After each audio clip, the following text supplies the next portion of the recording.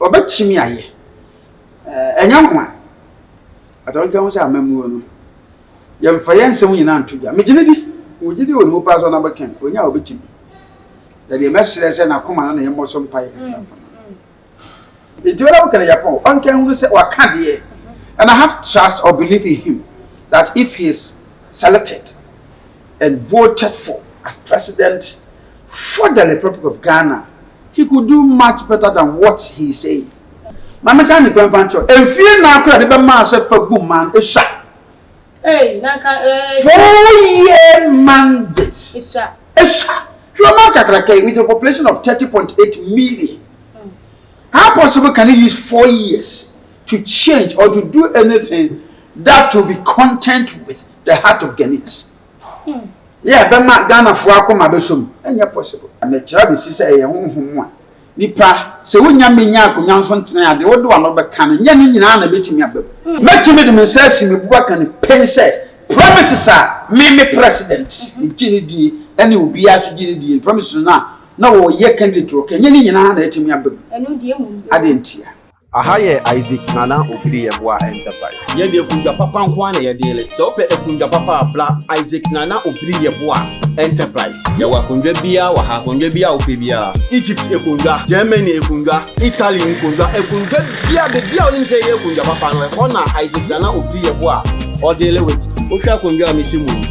Na wangasa ohwa kunja we Egypt enye China de ni. Eye Egypt akunja.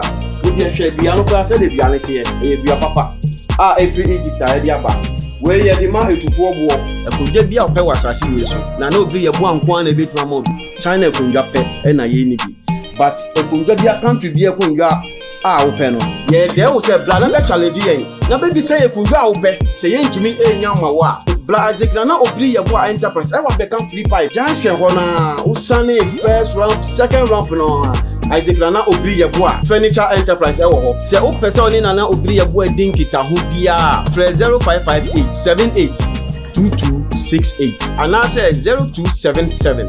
Tie no mani ye 0277 469933.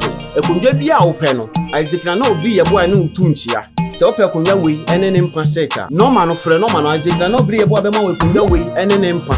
Ekunja bia wa ha bia ope ene ne mpa seta na Isaac Obiri Yeboah nko na ebetumi ama obi e wo Ghana ha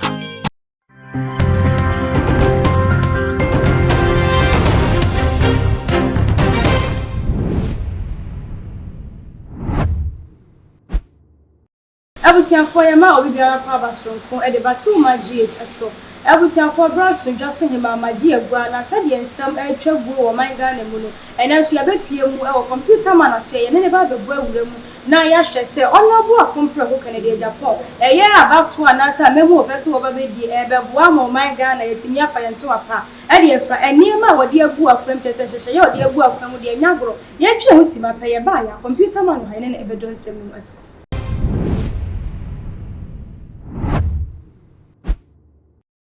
Abusiafo na ya sanso atwa ye ho abade a computer man aye krado ye ne be don sem num asiko won ka me ho na ye man akwa ba odifo ye mo akwa abade ba ya o kudon to ba na be ho ya ye fe de o bet pa ye fe na bo bet ne fe ni machine wa ya de na brabo mutese nyame adom bere na mabere mo se mo ba na me lectures before be do ani mabere de ne nso nyame ama yes adwuma nti nyame ama na o twa to na de pa chen de we hear many more and you will be say ho atom na ho so ayefe aya semu odifo kwaku frempon na sa de ensem no esi atie na mire bi ye ba ho no ma wo kire mu se eye akompre ko wo ye wo yonko brebo pa no no anka obedi amampani na obetumi kura afa eye best man na sa sebe wo so ba bedi na chiti se vice president ama eni na ekobuye enei wadi nsem bi abeto ntentan fidie no so a wo kire mu se oba befa konwa no eye 2024 eniema wodi agu akwan mu no wo ye na yire kura na wo mistake ni wo be sakew afi wo be tie CMPC nim kakakra fa ho na ye no nsem nim asiko da se pa ona mo kene Agyapong me chiare be obi bia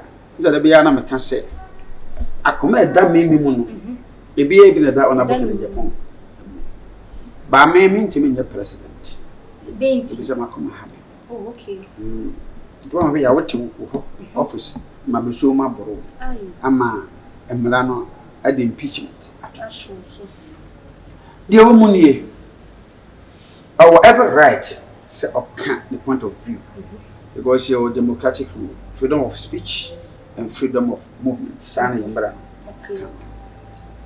And he qualifies to be a president or a candidate leading MPP for the victory in 2024 elections. But I think the back premise. So, you nyako pepe. Almost so among ebem say yen2 and so about almost power MPP. In the ticket of MPP, they are more than even 20. Yeah. Dr. Bawumia jina naso pa. Alan Cash jina naso pa. Professor Akunfi Ameya jina naso pa. Dr. Efriye jina naso pa, Agric Minister. Panabok in Agyapong nso jina naso pa. Achira na twene. O se nyame ya adom na ye no primaries. Se o ma meye flag bearer emfama MPP na se ye to Ghana fo ete na se likokromutie team so ma no na oba be ye president ya na san hihye nyina no nti Nyankopon ne be sere ne se onom no omoa no na ne nisu wade huru emrem emfama se si ya wo kan die entimi nya adwuma sesi if we say sa abanwa no enya meka na nsa ene wonya so ntena so to become a president for the Republic of Ghana is not an easy task. Look at where Nana Danko Akufo-Addo, the then candidate, started from. If we actually cry, platform go boom Kumasi. I was there. Oh, okay. Ojina so your campaign. Platform boom for. To become a president, you know, now vision no better materialize, you know. It's easy. I want whom a better from your party, from your government, from the opposition, and other parties. Even the spiritualists, the attacks that they will impose on you, takes the deepest anointing and timely intervention by the Christians and religious bodies and the Bemago vision. Adentia President Kufuor-Bedi Akonyano, he did very well. Sure. His name can never be twisted or be turned down when it comes in terms of infrastructural developments. So Kufuor's name can never be forgotten in the history of Ghanaian politics. Look at time of so he left on the throne 2008 to date. Kufuor Galon, Kufuor Bas. Yeah. It's hard to say. Yeah. Wonderful. Upon say President Miss Delites, buy ye the bases, buy ye right on the many mama, so the bases, but another the bases are being no. Kufuor's name is tagged. Sure. On the basis said Kufuor Bas. It can never be robbed. So na yewura John Evans Atabel semfa na crazy na ko beye bomotene pa no koyi mura John Dramani mama so be ye enuma pi but you turn them on so on kwa do obekọ no mo didi mbone ni ja no nso ni nyina mo na wo hwa no ye papa be bia untimi emfa bone enko antua ne ka ade na ba sa me kira be sisa ye honhom a nipa se wonya menya akonya nso ntena ade wo do ano be kan nya ni nyina na betimi abam yes promises bi a wo de be ma o man Ghana fo no nya betena so a enya metimi de mensasi me buba kan pen say promises are me president gini di ene obi aso gini di promises na wo ye candidate wo kan nya ni nyina na etimi abam enu die mu ade ntia errors in governance no ma bi etutu sini ebetimi aba. Some of the appointees are president, are appointed women or selected women. Some of them even disappointed the president. Now we have the embattlement with Honorable Sarah Adjoasafo. Yeah. related to or relationship with time or two kai now which constituency in ho as a minister for gender and children blah blah blah blah blah Mrs. Abri. Oh my. Looking at that trend, you know, ebema opposition for no enyansem bi aka ama aban no amamodene we enti wala we can Agyapong on can who say waka de and I have trust or belief in him that if he is selected and voted for as president for the Republic of Ghana, he could do much better than what he say. Obetima ya mana bro. So bra we ya say what the 100 days versus on my Ghana. What did he say betumi aye juma?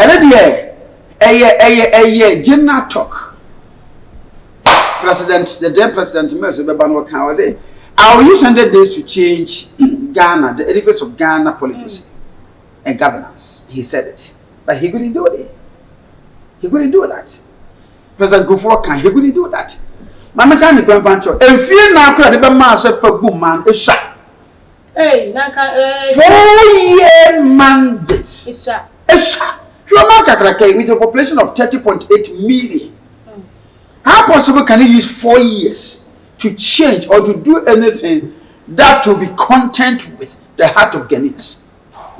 Yeah, but Ghana for Akoma Besum, and you're possible. 4 years. Just a small year. What are you lawyer? Who's to say, if you are hanging, Dema won't be a as I say, amendments, a war, your memo, and madam.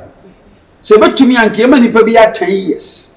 Hey, if you do not get the amount, I am making a 5, 10. 10, no, and can you break it 5 years elections, 5 years elections, yes, because 4 years, no.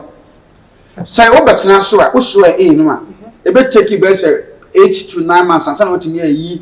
Companion for the ministers and some of directors and for appointment appointees, and when you know, it will take you about a year.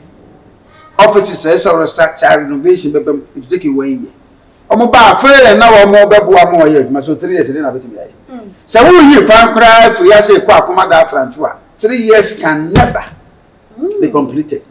Until 4 years at the moment, you know how or any money.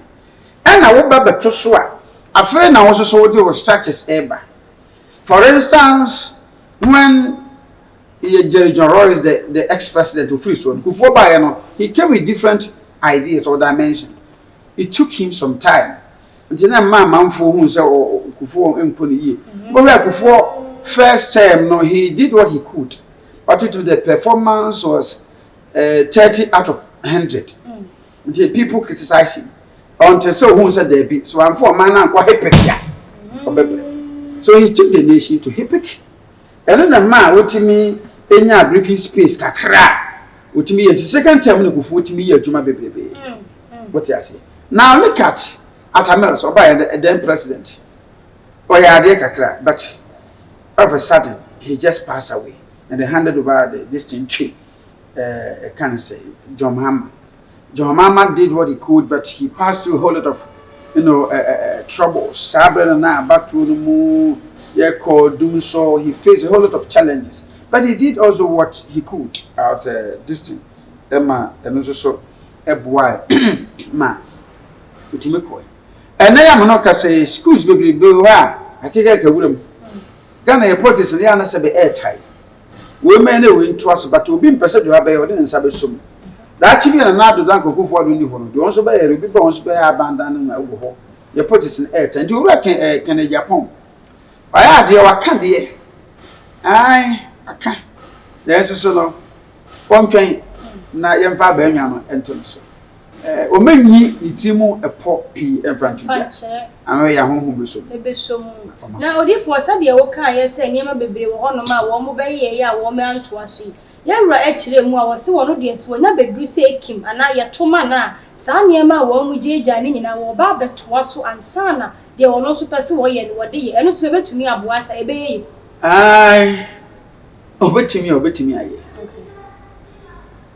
obetumi mentimi challenge no but metu no for kakra se amamu no yeto e boss wo de kekeke kwa wo nya aboafo mi mo and so we nyana no enye pe se ye dware yesra Ezo bedu tembe ni unya ho na edua nyina pepepe. Se me se mikale amesra. De be amesra me henku. Enso me nsachi na tuntum ye den a aka. Enko. Saa na esen kra na ebi wase. Enti obetimi aye. Enya ho a. Atonka ho se amamu no. Ye mfa ye nsem nyina ntodwa. Megine di. Ujidi won mu pa so na beken. Onya obetimi. Da de mesre se na koma na ye moso mpa ye kakra fa. Family se no betimi akobi pa. Ni papa na se. Ne bo hye tete on fatim ne die ho. Ye so obeye. Tete opeso obeye president dia. Oye madam fu die. Die me ya abo na se wade man dan kwa. Na me so me hye ase mo mpa ye mfa na koma. Ese kwa na me so me defa.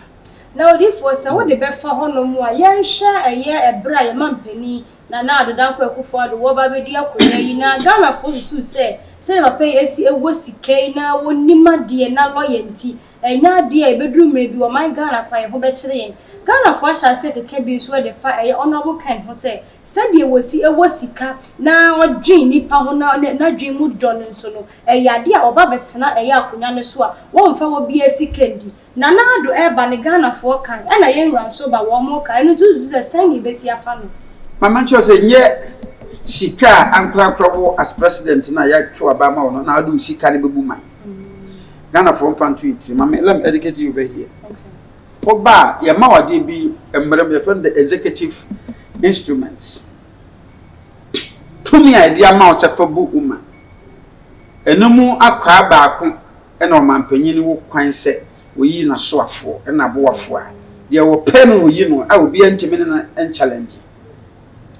Sa executive instruments ni bi political na man kwa mo appointed judges ni bi a political appointment from Supreme Court even High Court na bu ha otimi na de wo mu ni enye sika ubenya te se de wo work na Agyapong enya mo e na odi bebu man sa be sika wo no de be campaign sika wo no na be campaign na wo de be a massive campaign just to convince the heart of Ghanaians. Say we no betu. But we betna akonya no so a. You will declare your artists. E no ma bia wo bia no, ye ba makwai ama wo no odi atwja if they say enye sabe na nya wo pebi. O man na ama wo to me the power of attorney to lead us as president. Until you are accountable to Ghanaians, not to yourself, not to your wife, not to your family.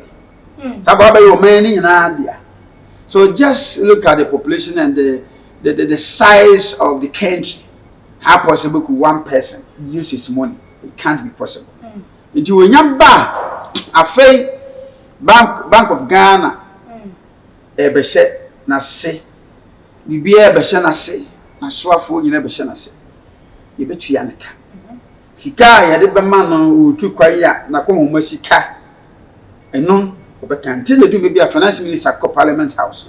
Sika abane be yusu na kwa mabo na katuafo na sefo nyina no ese wode kokotro speaker of parliament ni ma parliamentarians nyina ateji so mo no mugina so man no maye omo gitum wansa na wo ho kwan so otimi ni sa so asomo ade ababonten so omo nyintum na so wode ni sika na ebe ya ene wo ya nko obi aka so otimi enyi mfiri babia because that chi be no causing financial loss to the state ni bibitimi awo yeah the work of trophy as because e mara na se obi ene wa wo boro mara so njo na baka Agyapong migini di always scar mene ne bokusu ya tafere ye wa kan bia obetimi aye na yemwa na honhoma wo mai mu no a empe oyokodu honhom na mayebi na madu baabi na me pem no e wade be ye firi wo na se dia banwa ayiri hye ne nsa betimi akwa adum atum sa so ya akompreko Kennedy Agyapong e dia tudwa se wono wonya eba be ye president na se ne yire kura na ye ade na nya wo be sake no wogire se ye sansem na wo kan ye na ene kwan so na twa yi die etwa yi e wona yire na fa no if you say amemu no it's not about tribalism or engaging yourself in your matrimonial destiny affairs because we di agro pepepe woni beguase the be man no nyama wukura no apepa e wo mai there be a Casamin mayor president. Even to become a minister, the MP, pay your before. She can't play into your canal constituency will be yari or baby in the free hospital. Will be near ya over will be supposed to have will be yard over. How much do they earn on monthly? Therefore, master before honorable, a moon some attacks about so moon can share shamawo. And he said honorable your boy can. And then you have been 100%. Say, or patch there or mine said, Yan Fabush, you are some more mine. Yan fire and a massive more mine. If we say, or mine, I come on your very apple. Yet the Yansa, I can a homobro. You see, the determinational spirit. And let it go. Into our Kansas, what they Yamaya dumbness have 2 minutes Bukurana. When you may, when you mumpana, when you move back, when you moja, when you muswa, when you bush opinion. Nim MPB. When you MPBR, you will never want to say, Ghana money 2 million and a banya. At the Afrana said and said, so more mine. And he said, oh, from one, baby, I'm an done. Yaki come from Yaki come. What can and some pay? Now, yes, that's to say. Now, whom will be a radical ball, woman in every form. Then I'm home at Michikai and an MK. I'm not of him. It's me, of course. Now, therefore, there be a penny for cars and be son and if any but to boa born and an SCB so.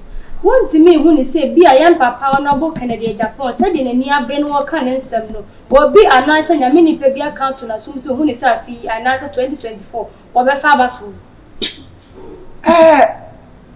Obi enka se me ko na makoye bibia mo da boka Japan e bia abono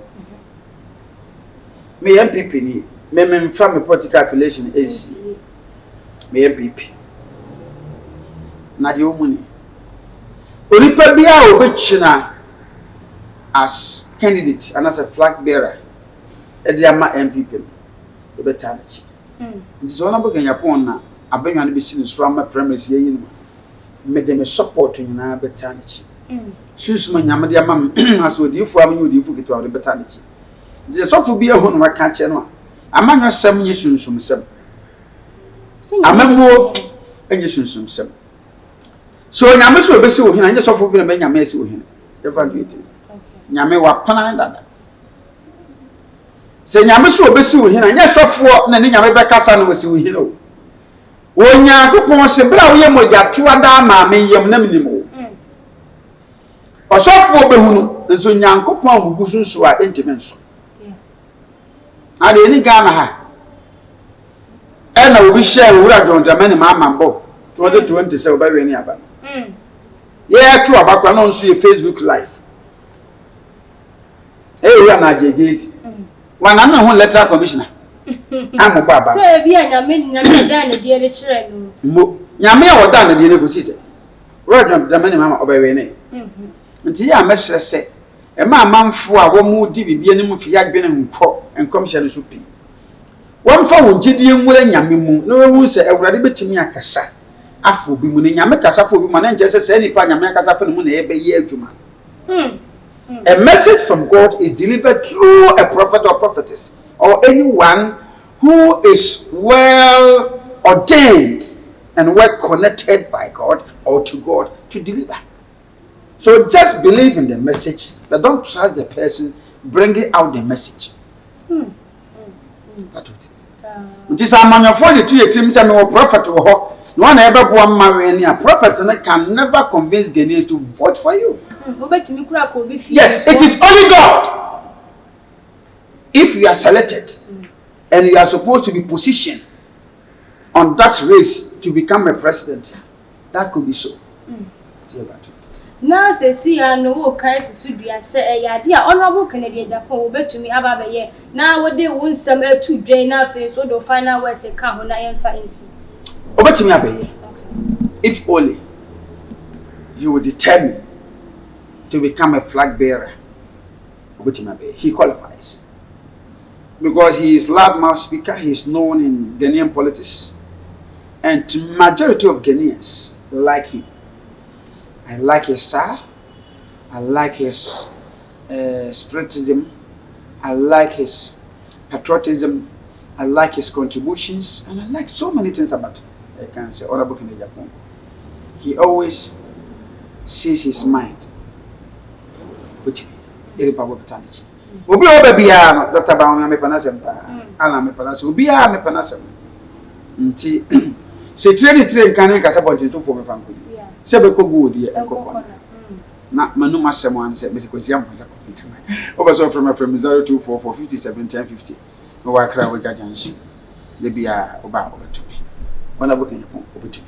Obetumi abusiafo I computer man say Honorable Kennedy Agyapong obetumi edi o my Ghana nim enti afi 2024 de ye bompae na ya hwede nipa no onyame obeyi ni se wo ma mesi ni aha na brama akwan ma ye de nkomo ni nyina no esi adwentwe bia no bomoden na fafa comment section no asiema me ye besa so ahia edi amejeso edwaso hema ye were live on all the social media platforms so makwa Ebusia wonim se abefunim de ena sesei ewoso wonim se wontimi bibia ewo wiase sesei abra wonfo abefunim de emfa nka ho wosan so enim se sesei no ebesonsum nsam so a abefunim de asan agbewremu ana aso daye wonti ase wodaye so ache wodaye so entimi mbem enonchi enene me kanfo prophet Dr. Abennego ediama ono ena onyankopon enam ne so na ode abefu ewremu ewo sunsun semu a ode ji Onyankopon emma edi from how ene mamane ene omatiti mu erunti Onyankopon enamane so edi a new spiritual science technology edi ababontin aye freno aye castoplanto technologies beba chawo hwe prophet Dr. Abennego owo insam adwagiri castoplanto technologies casting out negativities and planting in positivities